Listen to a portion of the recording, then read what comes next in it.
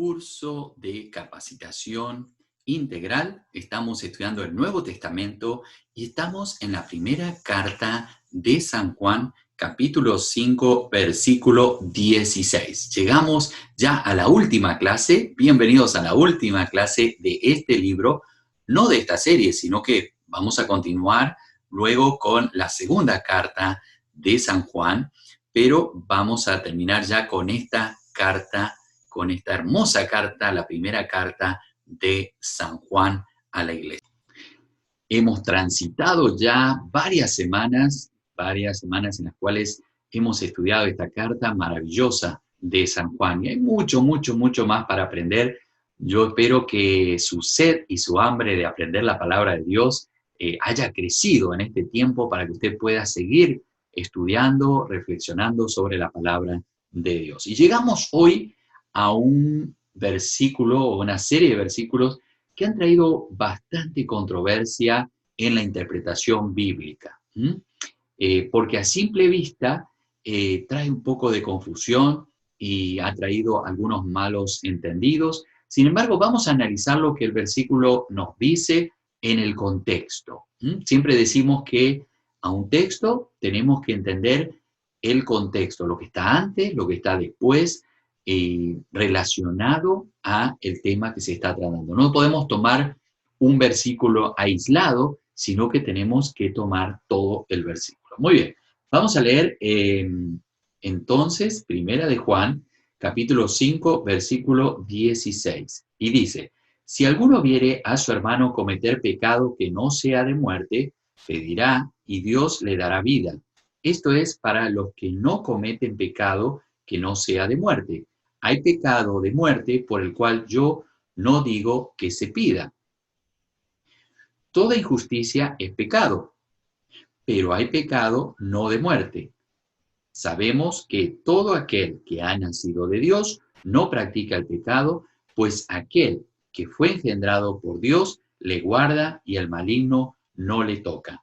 Sabemos que somos de Dios y el mundo entero está bajo el maligno, pero sabemos que el Hijo de Dios ha venido y nos ha dado entendimiento para conocer al que es verdadero, y estamos en el verdadero, en su Hijo Jesucristo.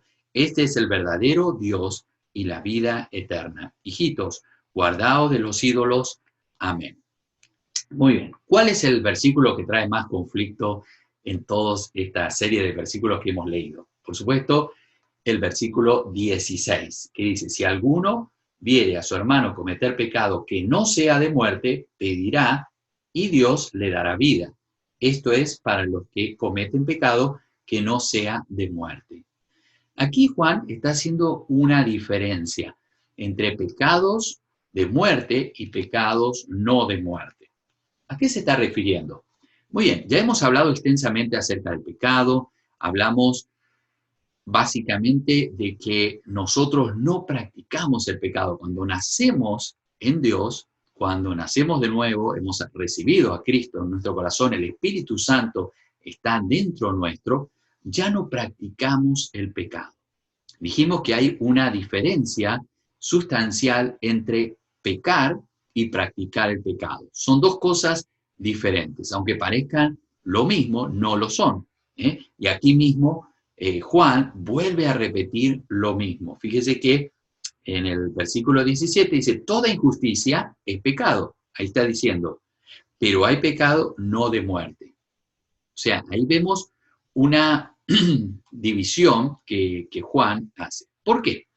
Porque estamos hablando de que en ese momento el problema más grave teológico que existía eran los gnósticos. Los gnósticos decían que yo podía ser santo espiritualmente, pero mi cuerpo siempre iba a pecar y yo no tenía que santificarme. O sea, ¿en qué sentido? Yo no tenía que buscar el apartarme del pecado, porque sabía que el pecado de todas formas iba a entrar en mi vida. De todas formas, yo iba a pecar de una u otra manera. Así que luchar contra el pecado no tenía sentido, por lo tanto, seguía practicando el pecado, como antes de conocer a Cristo como mi Salvador. Esto era lo que sostenían los gnósticos. Decían, luchemos o no luchemos, igual vamos a pecar. Por lo tanto, vivamos la vida como la querramos, de todas formas, ya nuestra alma, nuestro espíritu son santificados en Dios. Y esto es un error muy grande, porque no porque yo peque, eh, no voy a tener que buscar la santificación y la santidad en mi vida diaria. ¿Mm? Sabemos que todos podemos caer en pecado y de hecho vamos a pecar porque estamos en un mundo pecaminoso. Estamos en un mundo en el cual el pecado reina. Entonces, de una u otra manera, sí, vamos a ir equivocándonos, pecando, arrepintiéndonos y volviendo así en un proceso de crecimiento espiritual. ¿Mm? Esto es como decir, ¿para qué te vas a bañar si luego te vas a ensuciar? ¿No? Vive sin bañarte, porque de todas formas, si te bañas o no te bañas, igual te ensucias, ¿no? Prácticamente esto es lo que decían los gnósticos, ¿no? Decían, no te preocupes, de todas formas, tu alma y tu espíritu están con Dios, tu cuerpo que haga lo que quiera. Y esto, hasta el día de hoy, hay personas que sostienen eso, ¿no es cierto? Que dicen, yo ya soy salvo, así que haga lo que haga, no influye en mi salvación.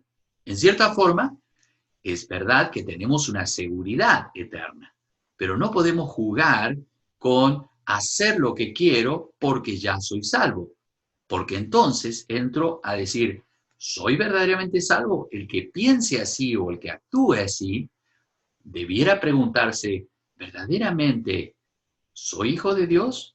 ¿O solamente he entendido intelectualmente el Evangelio, pero mi espíritu no ha entendido, todo mi ser interior no ha entendido? Porque el ser cristiano es una transformación, un cambio de mente y de acción. ¿Mm? Eso significa conversión. Convertir quiere decir volverse del mal camino y comenzar a vivir una vida diferente. Eso es lo que requiere el Señor Jesucristo. Fíjese que otras religiones que no son cristianas le dicen a usted, acepte esto y viva como quiera. Pero el Evangelio no es así. El camino del cristiano no es así, de ninguna manera. Nosotros tenemos que mostrar con nuestro ejemplo, y esto es lo que Juan nos ha hablado a través de toda esta carta, y le invito a que usted mire todos los capítulos anteriores si no los ha visto, y se va a dar cuenta de que tiene una correlación. ¿Cuál es el pecado de muerte? El pecado de muerte es aquella persona que verdaderamente vive en pecado, que goza del pecado, que no tiene remordimiento cuando peca. O sea, es una persona que está perdida, que nunca tuvo un encuentro verdadero con Jesucristo. ¿Y sabe qué? Esa persona muchas veces no está fuera del Evangelio, no está fuera de la iglesia. A veces, lamentablemente, está dentro de la iglesia. Y a veces hasta son líderes, predican la palabra, hacen milagros, oran por los enfermos y se sanan, pero no han sido transformados. Y usted me puede decir, wow, pero entonces quiere decir que en la iglesia puede haber personas que verdaderamente no son salvas. Y yo le puedo decir que sí. Verdaderamente cada uno debe saber y debe constatar si verdaderamente el Espíritu Santo reina en cada uno de nuestros corazones. Y esto es una de las señales. El que se deleita en el pecado, el que no se aparta del pecado, no ha conocido al Señor. Fíjese que Juan una y otra vez dice que la señal es el amor, la señal es el guardar los mandamientos del Señor, la señal de ser hijo de Dios es clara y contundente. Tenemos que entender que si no existe ese tipo de arrepentimiento verdadero, genuino, no ha habido una conversión. Por lo tanto, esa persona está en pecado de muerte. O sea, su alma, su espíritu están muertos. Por más que esa persona diga, oh, yo tengo vida en Cristo, y cante, y como le digo, puede servir al Señor. Y hay muchas personas que sirven al Señor, pero nos damos cuenta que su vida, su testimonio, el fruto de su vida, de su carácter, no refleja la presencia del Señor. Por lo tanto, debemos autoexaminarnos. Con esto no quiero que usted salga a los hermanos y diga, a ver, ¿quién está realmente convertido y quién no? No es tarea nuestra de acusar o de juzgar o de estar mirando quién es salvo, quién no es salvo. No, nuestra tarea es compartir la palabra de Dios, orar, ¿m? Pero también tenemos que ser conscientes de esta verdad, ¿eh? Que son personas que se dicen cristianas, pero verdaderamente no han nacido de nuevo. Es solamente el nombre de cristianos, llevan el título de cristianos, pero no son verdaderamente hijos de Dios. Dice, si alguno viere a su hermano cometer pecado que no sea de muerte, pedirá a Dios y Dios le dará vida. ¿Qué es lo que está diciendo? O sea, yo puedo orar por una persona que verdaderamente ha nacido de nuevo. Y esa persona se puede arrepentir. Y esa persona se reconcilia con Dios. Se hace las paces con Dios. Pero aquella persona que no ha sido transformada, que no le ha dado lugar y que permanece en el pecado, por más que yo ore por esa persona, por arrepentimiento, esa persona necesita una transformación. Llegar al momento de decir, necesito ser salvo. Necesito, y usted me puede decir, pero ¿cómo una persona que lleva años en el Evangelio va a llegar a ese punto? Mire, le doy un ejemplo claro, contundente del Evangelio. Cuando Jesús habló con Nicodemo. ¿Recuerda lo que le dijo? Nicodemo era un maestro de la ley. Nicodemo no era una persona que ignoraba o que no conocía la palabra de Dios. Él la conocía de tapa a tapa. Él la conocía perfectamente, pero nunca había nacido de nuevo. Y Jesús le dijo, es necesario nacer de nuevo. Y encima Nicodemo no comprendió y dijo, ¿cómo un hombre ya anciano, adulto, puede entrar nuevamente en el vientre de su madre? Y Jesús le dijo, lo que es nacido de la carne, carne es. No te estoy diciendo que tienes que nacer de la carne porque ya has nacido una vez, pero lo que es nacido del Espíritu, Espíritu es. Por lo tanto, tienes que nacer espiritualmente.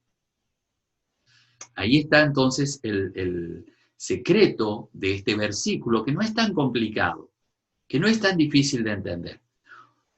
Es definir realmente orar por una persona por arrepentimiento o por conversión. Yo tengo que orar por una persona, Señor, toca esta vida porque nunca te ha conocido, porque nunca ha experimentado tu amor. Por lo tanto, necesita conocerte. O, Señor, toca a esta persona porque te ha conocido, pero se ha apartado y ahora ha cometido pecados y ha vivido lejos de ti.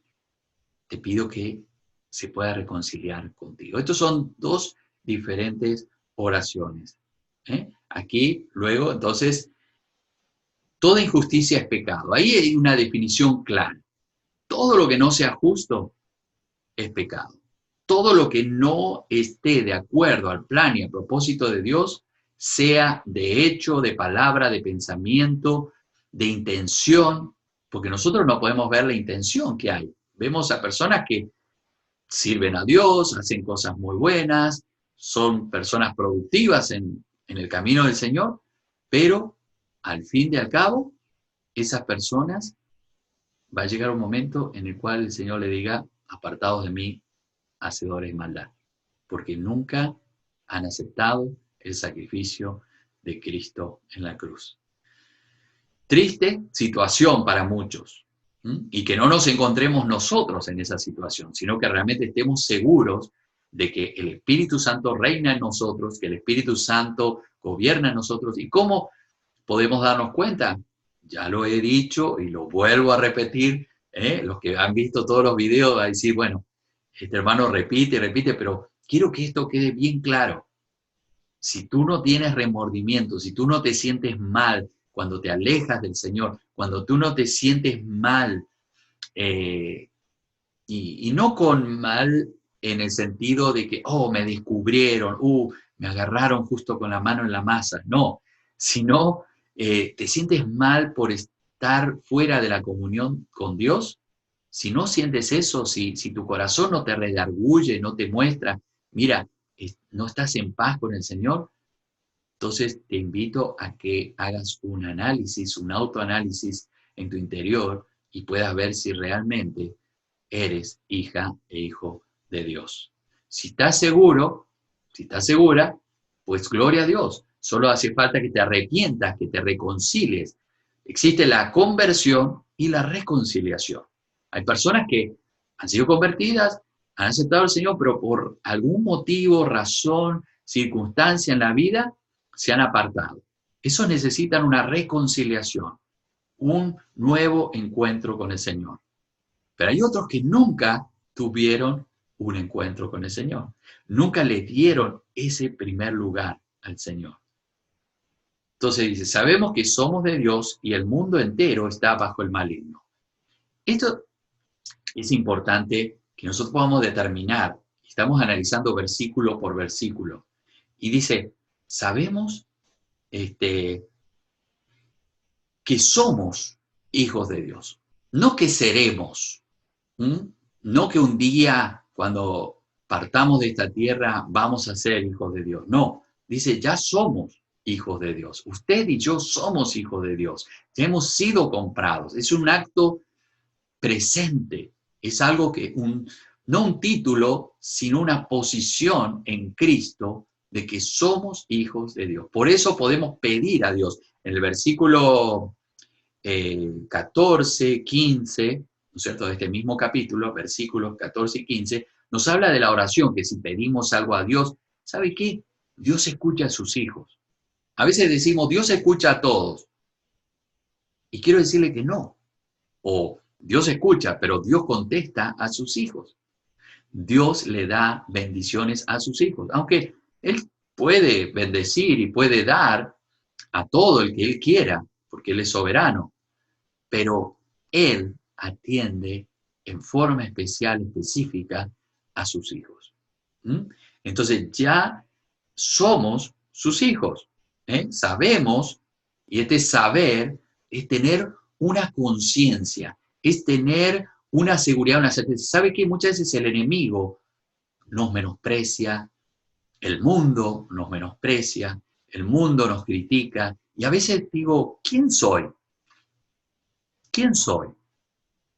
Y bueno, lo primero que digo, yo soy Timoteo, yo soy esposo, yo soy padre, yo soy pastor, yo soy maestro de la palabra, yo soy esto, yo soy empleado, yo soy... Pero somos más que eso. Esos son funciones, títulos. Pero ¿quién soy en esencia? En esencia soy una criatura de Dios. Soy alguien que Dios ha diseñado y soy hijo de Dios. Esas son las cosas más grandes y más profundas, porque todo lo demás yo puedo perder. Si soy un empleado y pierdo mi puesto de trabajo, ya dejo de ser, ya soy un desempleado. Si llego a una edad y me retiro, ya soy retirado, ¿cierto? O sea, mi situación temporal cambia, pero mi posición en Cristo permanece. Pase lo que pase, yo soy hijo o hija de Dios. Usted es hija o hijo de Dios. Entonces sabemos, esto quiere decir, ten la seguridad. Juan nos está diciendo, pase lo que pase, estés en tormenta, te sientas o no te sientas hijo de Dios. A veces no nos sentimos hijos de Dios, a veces nos sentimos tan lejos de Dios que no nos sentimos en esa comunión con Dios. ¿Y sabes qué? Tienes la posibilidad de decir, yo sé que soy un hijo de Dios. Decláralo cada día, cada mañana. Cuando te sientas mal, cuando te sientas desanimado, cuando estés triste, cuando estés preocupado, cuando estés pasando por la prueba más oscura, di, yo sé que soy hijo de Dios. Satanás va a decir, ay, tú eres hijo de Dios y vives así, y Dios se ha apartado de ti, y Dios se ha olvidado de ti. No, porque como hijo no estoy exento de las pruebas de este mundo.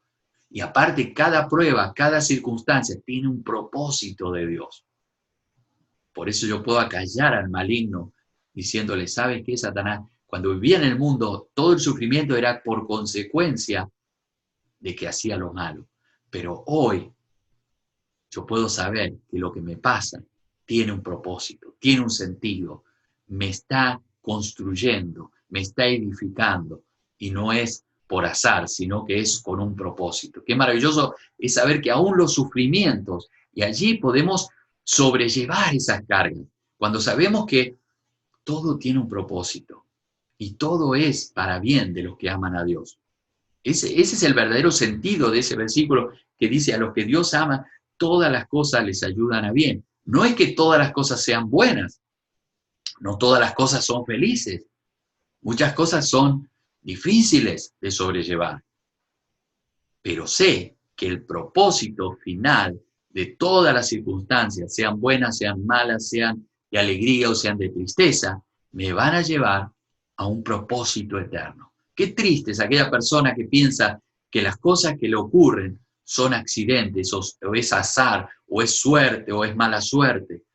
Porque esa vida, dice, al fin y al cabo, no tiene sentido, no tiene propósito la vida. Pero cuando tú crees en Cristo y crees en el propósito eterno, tú puedes vivir confiado y feliz porque sabes que cada cosa está en su lugar. Y aún las cosas que no entendemos hoy, las vamos a entender en el futuro. Y esto es lo que Juan nos está enseñando. Dice, y el mundo entero está bajo el maligno. ¿Quiere decir esto que todos están endemoniados? No. Muchos han tomado este versículo para decir, todo el mundo está endemoniado. Sí está bajo el maligno. Sí, muchos pueden tener posesiones demoníacas, por eso hay robos, asesinatos, suicidios, maldad sin par.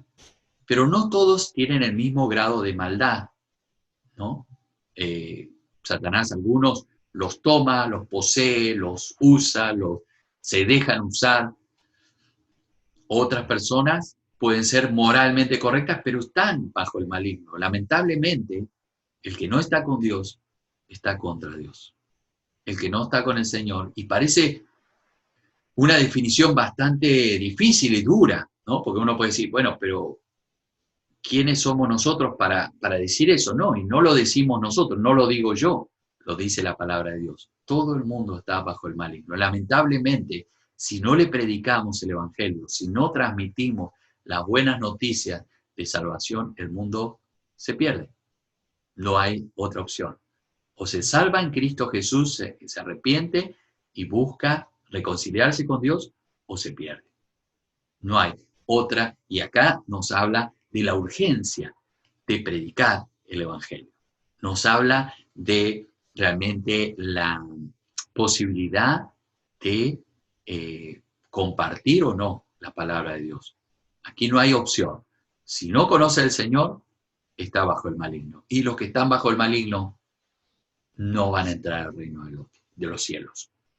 Por lo tanto, es un reto y un desafío para cada uno de nosotros también, de poder crecer y poder compartir la palabra de Dios. Dice, pero sabemos que el Hijo de Dios ha venido y nos ha dado entendimiento para conocer al que es verdadero. ¿Quién nos da entendimiento? El Hijo, ¿cierto? Dice, sabemos. Fíjese que acá utiliza mucho la palabra sabemos, entendemos, y tal vez en español el saber, el entender, tiene un solo sentido. Oh, yo sé esto, es que adquirí este conocimiento, leí o estudié tal cosa, pero en el griego la palabra saber o entender es adoptar, es mucho más profundo que en el español. En español tiene un sentido tal vez más práctico y más superficial. Debemos saber es tomar una posición. Sabemos que el Hijo de Dios ha venido. O sea, esto es una afirmación. Sabemos. ¿Por qué sabemos? Por todo lo que anteriormente Juan nos venía diciendo, todo lo que vimos, todo lo que palpamos. Nosotros lo vimos, dice, los apóstoles. Él mismo se recostó en el pecho de Jesús. Él estuvo, o sea que nadie podía decirle a Juan, Juan, lo que dices no es cierto, porque él lo había experimentado. Y qué maravilloso cuando nosotros experimentamos y vivimos tomados de la mano del Señor, nadie nos puede discutir nuestra experiencia. Podrán estar de acuerdo o podrán estar en desacuerdo, pero tu testimonio personal, tu experiencia personal, tú la viviste. ¿Quién puede contradecir algo que tú viviste? Nadie, básicamente. Pueden interpretarlo distinto, pueden analizarlo distinto, pero tienen que aceptarlo. Si tú dijiste, vi esto, lo vi, y ya. O sea, lo que vio Juan y lo que vivió Juan, nadie se lo puede quitar. Nadie te puede robar tu experiencia. Dice la afirmación, pero sabemos que el Hijo de Dios ha venido al mundo y nos ha dado entendimiento para conocer al que es verdadero.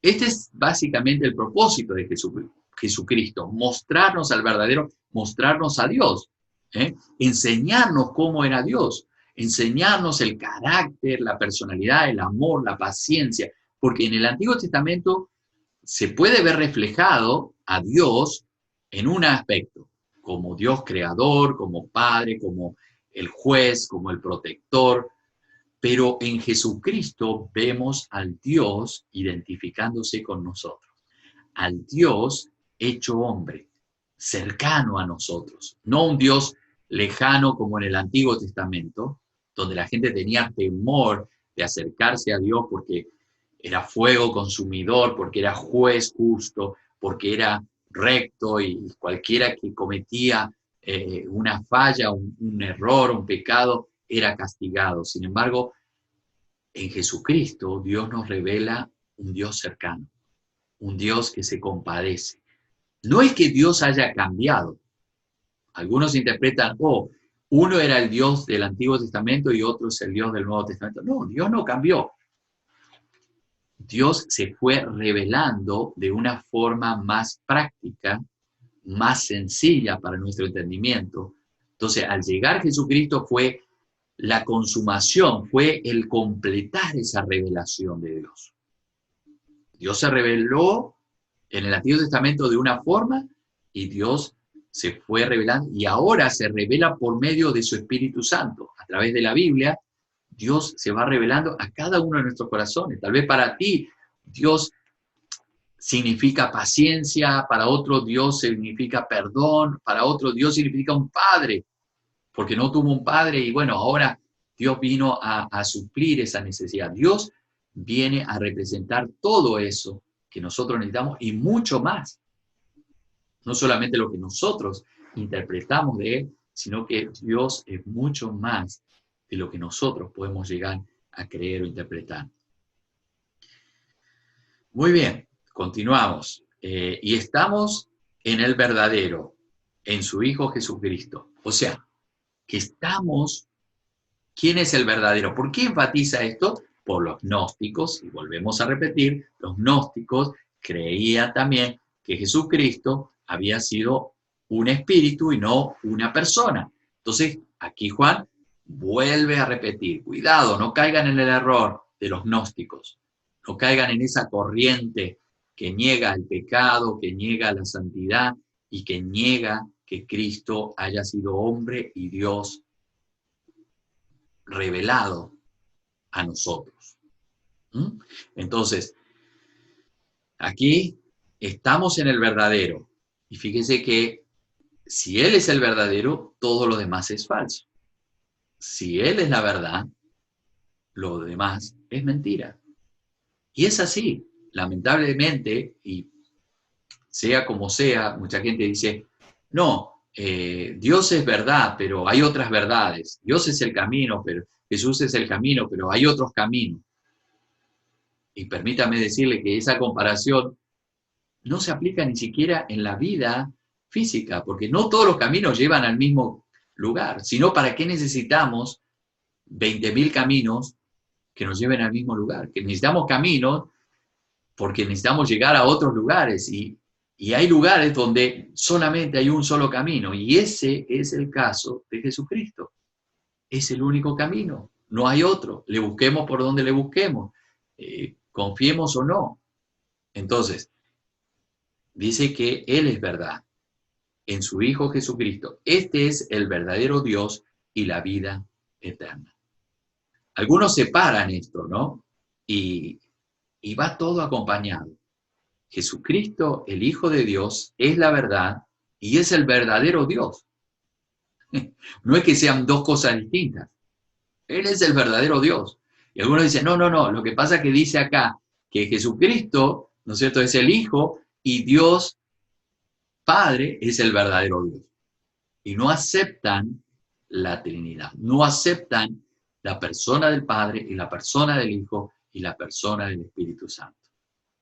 Podemos entender y ver revelado aquí claramente que dice, es la verdad es el Hijo, la verdad es el Padre, son una misma esencia, son diferentes personas, pero son la misma esencia.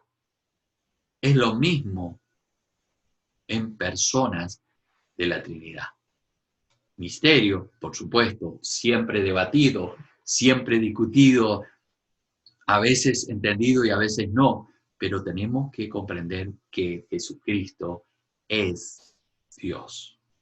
Podemos hablar muchísimo más y profundizar muchísimo más. A mí, yo me gozo cada vez que leo la palabra de Dios, me fortalece y me alienta a seguir adelante.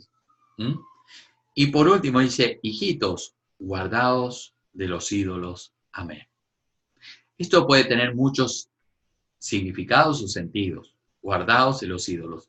Puede ser de los ídolos, de los dioses que había en ese entonces, pero también puede referirse a aquellos profetas y maestros que se habían transformado en ídolos, que se habían transformado en personas que ocupaban el lugar de Dios. Los ídolos no son solo las imágenes que podemos fabricar y adorar a esa persona, a esos seres, ¿no es cierto?, o construcciones, sino ídolo es todo aquello que ocupa el lugar de Dios. Y aquí nos está diciendo, cuidado con todo lo que puede ocupar el lugar de Dios. Hay algo que ocupa el centro de tu vida, de tu corazón, y no es Dios, puede ser un ídolo. Cuidado, ten cuidado. Con esto quisiera finalizar esta sección, este curso. Gracias a ustedes por acompañarnos. Todos aquellos que se han inscrito y hasta el 30 de julio tiene tiempo de enviar la respuesta del cuestionario y recibir su certificado. Va a recibir su certificado vía correo electrónico. Allí usted va a recibir el certificado de Red de Capacitación de completar este curso.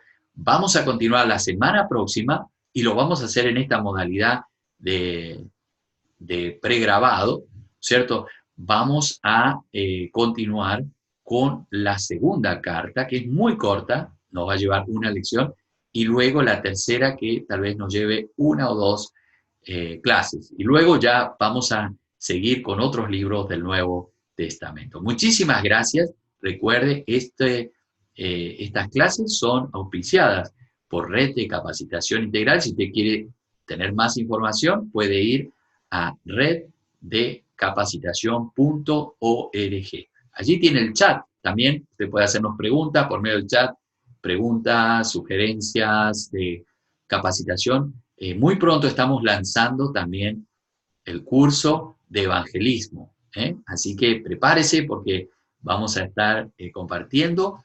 El hermano pastor y evangelista Gustavo Godoy de Mendoza, Argentina, va a estar compartiendo el curso de evangelismo y también vamos a estar compartiendo el curso de acompañamiento bíblico familiar, dado por el licenciado Carlos Alberto y la licenciada Gabriela Modró. Allí vamos a estar compartiendo esos 2 cursos, se van a estar lanzando ahora, ya pronto, en el mes de julio. Así que esté atento y esperamos que se inscriban y que puedan participar. Así que muchísimas gracias. Dios le bendiga. Hasta nuestra próxima clase. Bendiciones.